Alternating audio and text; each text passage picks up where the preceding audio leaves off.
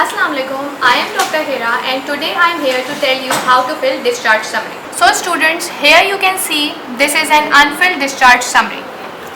Now see how it looks like. Here we mention the CR number of the patient. This is the biodata of the patient where we will write all the introduction of the patient. This is a column for her brief history in which we will write why was she presented either to the gynae casualty or to the OPD. This is the diagnosis of the patient, her lab investigations, ECG or chest x-ray if available, and her ultrasound scan findings. This is the back of the discharge card and this is the column for treatment given in ward.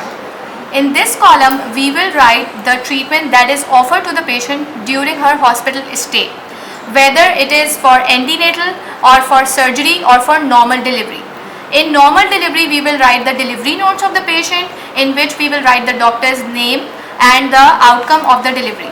In surgical procedure, we will write the date, the time, the doctor's name who performed the surgery and the intraoperative findings of the surgery, whether it is for cesarean section or for any gynecological procedure.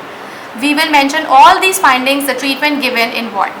In this column, the last column, we will write the treatment that is advised to the patient after her discharge from the hospital, and the treatment she has to take for how long.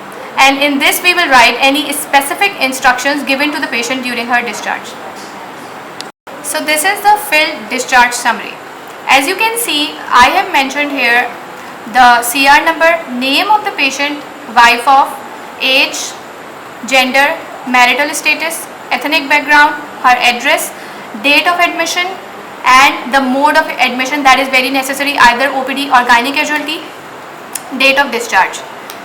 Here you can see the brief history of the patient is written, why was she presented to gynae casualty. The diagnosis of the patient is mentioned over here, that she was with labor pains.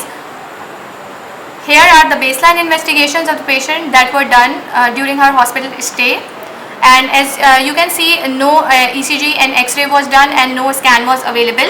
And at the top of the column you will write the hemoglobin of the patient, the viral markers and the blood group. Now at the back of the discharge card I have written her delivery notes. The patient was delivered via spontaneous vertex delivery, and as I have mentioned earlier that in this column we will write the either the medical or the surgical procedure that is offered to the patient of either obstetrical patient or gynecological patient. Here are the delivery notes written, the date and the time, as I mentioned earlier, the mode of the delivery, that was spontaneous vertex delivery with episiotomy, delivery conducted by the doctor name, and the outcome of the patient, a live male, weight 2.5 kgs. This is very important to write. At the time of the discharge, I have mentioned all the medications over here, that is to be taken for how long, and I have advised her multivitamins that is to be taken for 3 months.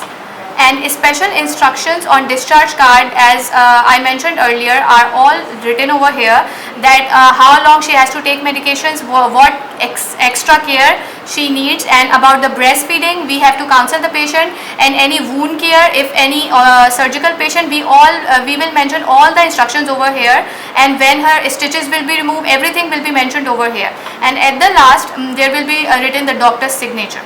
Thank you. Okay students, I hope you are now able how to fill the discharge summary. Thank you very much.